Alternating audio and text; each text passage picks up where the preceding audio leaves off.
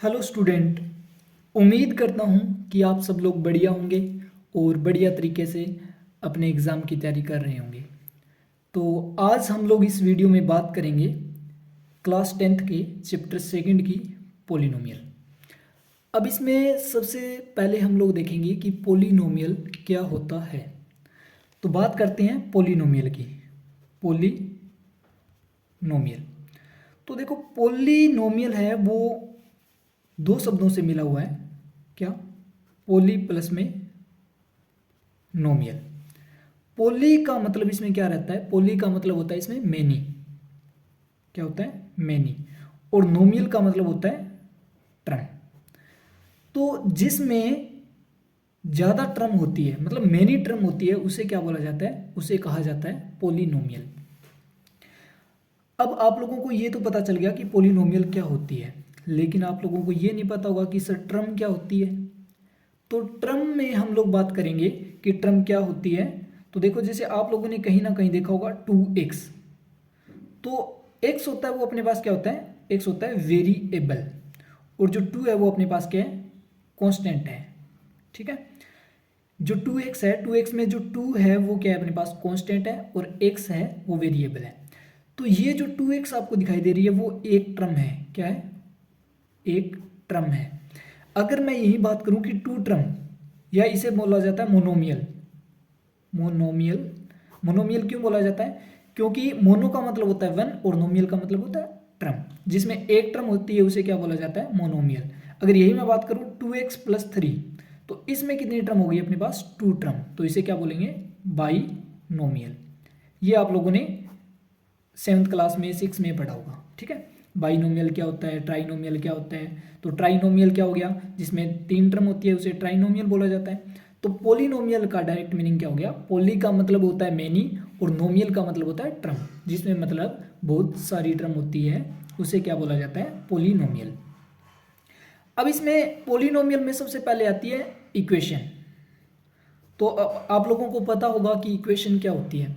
अगर हम लोग राइट हैंड साइड इक्वल में कुछ भी लिखते हैं, लेफ्ट हैंड साइड कुछ भी लिखा होता है, तो वो अपने पास एक इक्वेशन बन जाती है। जैसे अगर एग्जांपल की बात करूं, x प्लस 3 बराबर 2, तो ये मेरे पास क्या है? ये एक इक्वेशन है। ये क्या है? इक्वेशन है। 2 उधर जाएगा, इधर प्लस का, उधर जाके क्या हो जाएगा? माइनस का। 3 माइनस 2। तो अब देखो बराबर में क्या आ गया? 0 आ गया, इक्वल टू 0। अब 3 पॉजिटिव है और 2 क्या है? नेगेटिव है। तो जब अपोजिट साइन आ जाते हैं तो हम लोग क्या करते हैं? जो बड़ा है उसमें से छोटे वाले को सब्ट्रैक्ट कर देते हैं। कब? जब अपोजिट साइन आ जाता है। तो इसमें क्या लिखेंगे? x plus 1। और जो बड़े के आगे साइन होता है वो हम लोग लगा देते हैं। जैसे 3 माइनस 2 किया तो कितना आएगा? 1। तो यहाँ पे कितना आ जाएगा? और 3 किसका था? प्लस का। तो यहाँ पे कितना आ गया? x प्लस 1 बराबर में 0। तो ये अपने पास एक इक्वेशन है। अब अगर इसमें बात करें तो पहले आता है linear equation. Linear equation, linear equation क्या होती है? तो देखो, अगर लीनियर इक्वेशन की मैं बात करूं तो लीनियर इक्वेशन क्या होती है? जिसमें वेरिएबल की पावर हाईएस्ट पावर, जिसमें वेरिएबल की हाईएस्ट पावर 1 होती है, उसे क्या बोला जाता है? उसे बोला जाता है लीनियर इक्वेशन। जैसे 2x plus 1 is equal to में 0 मैंने बोल दिया, तो यहाँ x अपने पास एक वेरिएबल है और 2 अपने पास कांस्टेंट है। तो वेरिएबल की जो हाईएस्ट पावर है वो कितनी है? 1 है यहाँ पे। तो मैं इसको क्या बोल सकता हूँ? इसको बोल सकता हूँ लीनियर इक्वेशन। और ये जो 2 है, 2 अपने पास क्या है? कांस्टेंट है। और 2 को क्या बोल सकते हैं? दूसरा इसको बोला जाता है कोफिशिएंट ऑफ x। क्या बोला जाता है? Coefficient of x। x का कोफिशिएंट भी कहा जाता है। अब नंबर सेकंड आता है क्वाड्रेटिक इक्वेशन। क्वाड्रेटिक इक्वेशन, हाँ, इसमें अगर आप लोग जनरल फॉर्म देखना चाहते हो इसकी, तो जनरल फॉर्म इसकी क्या रहती है? ax प्लस बी बराबर 0। ये इसकी जनरल फॉर्म होती है लीनियर इक्वेशन की। अब आता है अपने पास क्वाड्रेटिक इक्वेशन। तो क्वाड्रेटिक इक्वेशन क्या होगी? एक ऐसी इक्वेशन जिसमें वेरिएबल की हाईएस्ट पावर 2 रहती है, उसे क्या कहा जाता है? Quadratic equation. जैसे मैं बात करूं 2x स्क्वायर प्लस का 3x प्लस का 5 बराबर 0। तो देखो, इसमें वेरिएबल x भी है और यहां भी x है। अब यहां इसकी हाईएस्ट पावर कितनी है? 1। और यहां इसकी हाईएस्ट पावर कितनी है? 2। तो ये अपने पास क्या हो जाएगा? Quadratic equation. क्यों? क्योंकि इसमें x की जो हाईएस्ट पावर है वो कितनी है, 2 है। x की हाईएस्ट पावर 2 होने की वजह से इसे क्वाड्रेटिक इक्वेशन कहा जाता है। अब देखो, अगर मैं आप लोगों से पूछूं कि एक्स स्क्वेयर का कोफिशिएंट क्या है, एक्स स्क्वेयर का कोफिशिएंट क्या है, तो एक्स स्क्वेयर का कोफिशिएंट कितना हो जाएगा, एक्स स्क्वेयर के साथ जो कांस्टेंट टर्म है उसे क्या बोला जाता है, कोफिशिएंट। तो एक्स स्क्वेयर के साथ कितना है, 2 है, तो ये हो जाएगा 2। तो कोफिशिएंट ऑफ एक्स स्क्वेयर अगर मैं बात करूं तो कितना हो जाएगा, 2। और अगर मैं बात करूं कोफिशिएंट ऑफ एक्स की तो कितना हो जाएगा अपने पास, 3। ठीक है, तो ये होती है क्वाड्रेटिक इक्वेशन। उसके बाद आती है क्यूबिक इक्वेशन। क्यूबिक इक्वेशन क्या होगी, आप लोग खुद बता सकते हो। तो एक ऐसी इक्वेशन जिसमें वेरिएबल की हाईएस्ट पावर कितनी रहती है, 3 रहती है, तो उसे क्या बोला जाता है, उसे कहा जाता है क्यूबिक इक्वेशन। जैसे अगर मैं यहाँ पे लिखूं तो 3x की क्यूब प्लस में 2x स्क्वेयर प्लस में 1 बराबर 0, तो ये अपने पास क्या है, क्यूबिक इक्वेशन है। क्यों, क्योंकि इसमें जो वेरिएबल की हाईएस्ट पावर है वो कितनी है, 3, तो इसीलिए इसको क्या बोला जाता है, क्यूबिक इक्वेशन। अब जो आपके एग्जाम में क्वेश्चन आने हैं वो कहाँ से आने हैं, अपने क्वाड्रेटिक इक्वेशन से आने हैं। तो क्वाड्रेटिक इक्वेशन से क्वेश्चन आने हैं तो हम लोग पूरी तरह से क्वाड्रेटिक इक्वेशन के बारे में पढ़ेंगे। क्वाड्रेटिक इक्वेशन, अब देखो क्वाड्रेटिक इक्वेशन मैंने आप लोगों को बताया क्या होता है, जिसमें वेरिएबल की हाईएस्ट पावर कितनी रहती है, 2। तो सबसे पहले इसकी जनरल फॉर्म देखते हैं, इसकी जनरल फॉर्म क्या होती है। तो जनरल फॉर्म क्या रहती है इसकी, ए एक्स स्क्वेयर प्लस में बी एक्स प्लस में सी बराबर में 0। तो ये क्या रहता है, ये इसकी जनरल फॉर्म रहती है। और यहाँ एक कंडीशन होती है बच्चों, क्या, कि ए है वो नॉट इक्वल टू 0 होना चाहिए। अब ऐसी कंडीशन क्यों होती है, क्योंकि अगर ए आपका 0 हो गया तो ये इक्वेशन क्वाड्रेटिक नहीं रहेगी। क्यों, जैसे देखो 0 गुणा में एक्स स्क्वेयर प्लस का बी एक्स प्लस सी बराबर 0, तो ये टर्म तो क्या होगी, जब एक्स स्क्वेयर 0 के साथ मल्टीप्लाई करेगा तो 0 आ गया, फिर क्या बचा, बी एक्स प्लस सी बराबर 0, और ये आपकी क्या हो जाएगी, लीनियर इक्वेशन बन जाएगी। इसीलिए इसको क्या बोला जाता है कि क्वाड्रेटिक इक्वेशन के अंदर ए होता है वो नॉट इक्वल टू 0 होता है। तो इस टाइप से आपकी क्वाड्रेटिक इक्वेशन रहेगी। अब जो इसमें इंपॉर्टेंट टर्म आती है वो आती है आपके रूट या जिसको बोला जाता है सॉल्यूशन। अब रूट और सॉल्यूशन क्या होते हैं, अब देखो रूट या सॉल्यूशन क्या होते हैं, रूट और सॉल्यूशन एक्स की या वेरिएबल की वो वैल्यू होती है जो पूरी इक्वेशन को 0 बना देती है। जैसे अगर मैं बात करूं इसमें लीनियर इक्वेशन को लेकर अगर बात करते हैं, जैसे ax प्लस बी बराबर 0 है, तो इसमें x की कोई ऐसी वैल्यू पुट करनी है जो इस पूरी इक्वेशन को क्या कर देगी, 0, तो उसे क्या बोला जाता है, उसे बोला जाता है सॉल्यूशन। जैसे ax प्लस बी है और उधर जाके कितना हो गया, माइनस बी, तो a बराबर कितना आ जाएगा, ax बराबर कितना आ गया, माइनस बी, और अगर यहाँ से x की वैल्यू निकालोगे तो कितनी आ जाएगी, माइनस का b, और a इधर मल्टीप्लाई में इधर आके डिवाइड बाय में। तो अगर आप लोग x की ये वैल्यू इक्वेशन नंबर 1 में पुट करते हो तो ये इस पूरी इक्वेशन को 0 बना देगी। देख लो, जैसे a गुणा में x की वैल्यू कितनी आ गई, माइनस बी अपॉन में a प्लस का b बराबर 0, a से a cancel, minus b plus b बराबर 0। तो देखो माइनस बी और प्लस बी आपस में कैंसिल करके कितना आ जाएगा, 0। तो अब आपको समझ में आएगा कि रूट क्या होता है, सॉल्यूशन क्या होता है किसी इक्वेशन का। तो सॉल्यूशन या रूट क्या होता है, x की वो वैल्यू होती है जो पूरी इक्वेशन को क्या कर देती है, 0 बना देती है, उसे बोला जाता है रूट। तो अब जो मेनली इस चैप्टर में हमें बात करनी है वो क्वाड्रेटिक इक्वेशन के रूट की बात करनी है। ठीक है, जैसे क्वाड्रेटिक इक्वेशन आपको पता लग गया होगा कौन सी होती है, एक्स स्क्वेयर प्लस का बी एक्स प्लस सी बराबर 0, ये अपने पास क्वाड्रेटिक इक्वेशन है। तो अब हम लोग बात करते हैं इसके रूट्स की।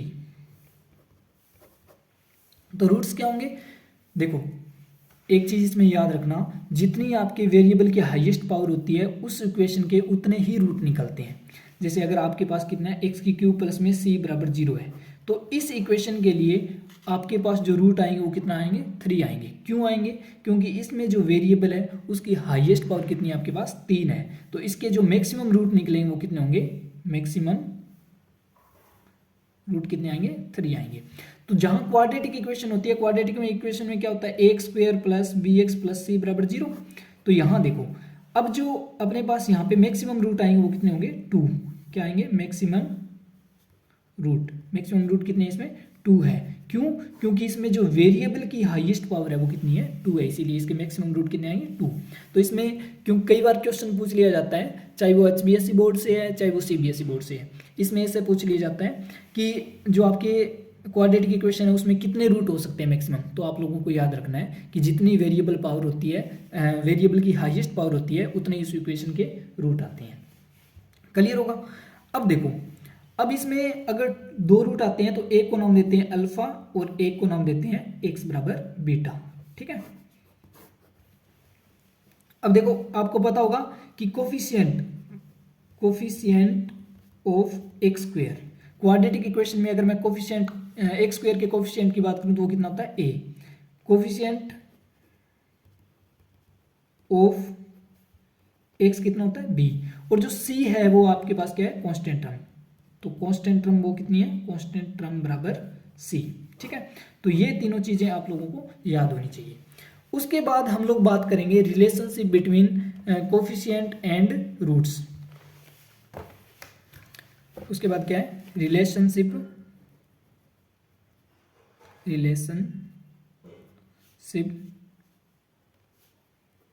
Between coefficient and roots of quadratic equation. Quadratic equation में मैंने आप लोगों को बताया है कि जो रूट मानना जाता है वो एक मान लिया अपन अल्फा और दूसरा कितना हो गया? बीटा। तो इसमें क्या होता है? रिलेशनशिप कैसे दी जाती है? एक तो दी जाती है दोनों जो अपने पास रूट आए हैं उनका सम करके, और एक होती है उनका प्रोडक्ट करके। तो पहले क्या लिखेंगे? Sum of coefficient, sum of roots.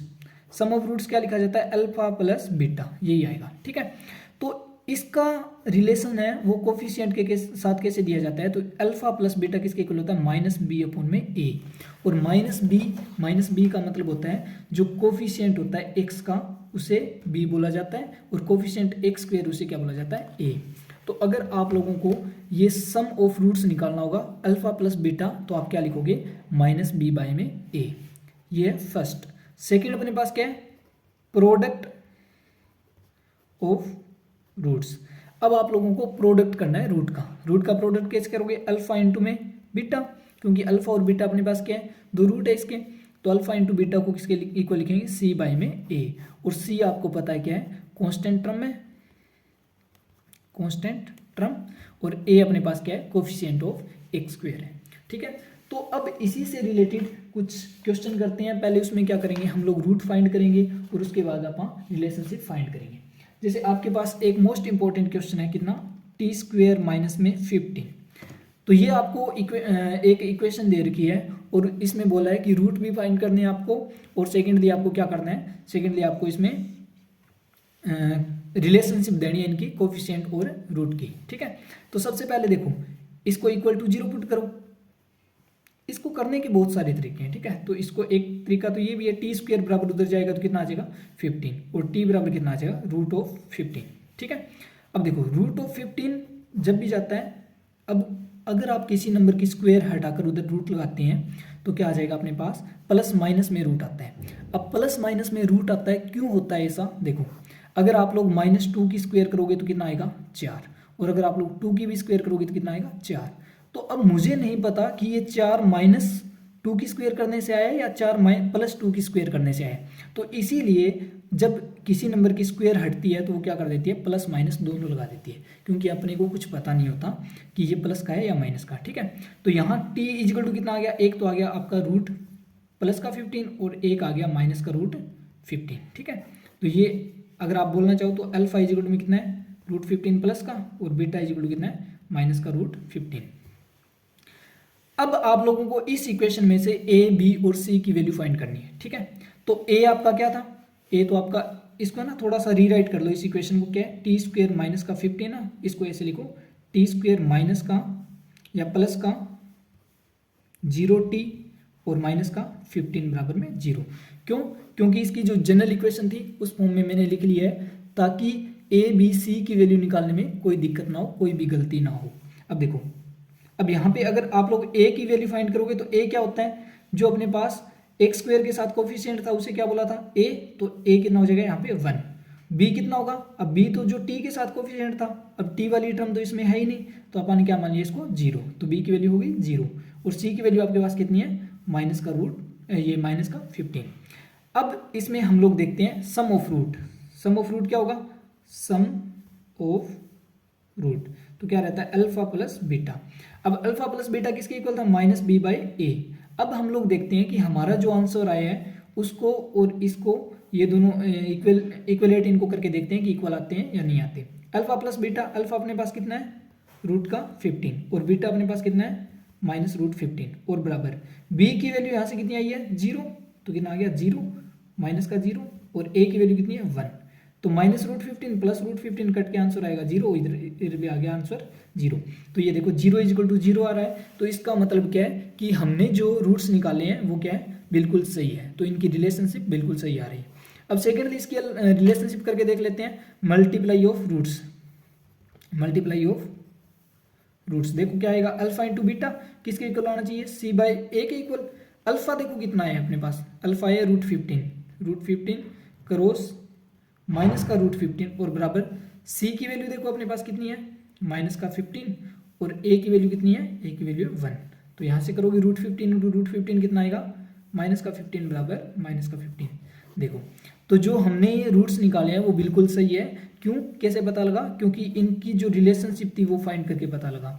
अगर ये दोनों चीज इक्वल आ रही है तो इसका मतलब हमारे क्या है आंसर बिल्कुल सही है, वरना कहीं पे गलती हो सकती है। ठीक है, अब एक इसमें जो मोस्ट इंपॉर्टेंट क्वेश्चन आता है, सेकंड टाइप का क्वेश्चन आता है, वो किस टाइप का क्वेश्चन आएगा कि आपको सम ऑफ रूट दे देंगे और प्रोडक्ट ऑफ रूट दे देंगे, तो आपको एक इक्वेशन बनानी होगी। जैसे आपको क्या दे दिया अल्फा प्लस बीटा दे दिया और अल्फा इंटू बीटा दे दिया। ठीक है, जैसे अगर एक इक्वेशन लिखता हूँ मैं क्या है 1 बाई माइनस का 1/4 और यहाँ भी कितना है 1/4, तो आपको क्या दे रखा है सम ऑफ जीरोज दे रखा है, सम ऑफ जीरोज, और यहाँ आपको क्या दे रखा है प्रोडक्ट ऑफ जीरोज, और आपको बोल दिया कि find a quadratic equation, find ए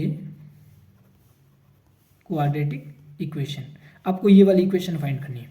तो देखो इस इक्वेशन को फाइंड करने के लिए आपके पास आसान सा तरीका है बिल्कुल ही, क्या है आप लोग ये इक्वेशन याद कर लो, क्या एक्स स्क्वायर माइनस में alpha plus beta into x और प्लस का अल्फा इंटू बीटा बराबर में 0। अगर आप लोगों को ये वाली इक्वेशन याद है तो आप लोग डायरेक्ट जो अल्फा प्लस बीटा की वैल्यू है और अल्फा इंटू बीटा की वैल्यू है यहाँ पुट करो और इक्वेशन को थोड़ा सोल्व करो, तो आपके पास इक्वेशन बन जाएगी। ठीक है, जैसे मेरे पास देखो अब इसको इक्वेशन नंबर 1 मान लेते हैं, put value of alpha plus beta and alpha into beta in equation number 1। तो अल्फा प्लस बीटा और अल्फा इंटू बीटा की वैल्यू है वो इक्वेशन नंबर 1 में पुट कर दो। देखो एक्स स्क्वायर माइनस का अल्फा प्लस बीटा कितना है माइनस का 1/4 और साथ में एक्स है प्लस का अल्फा इंटू बीटा कितना है 1/4 बराबर में 0, तो कितना आएगा एक्स स्क्वायर माइनस माइनस के साथ मल्टीप्लाई करेगा 1/4 इंटू एक्स प्लस में 1/4 बराबर में 0। तो ये आपकी क्वाड्रेटिक इक्वेशन बन गई।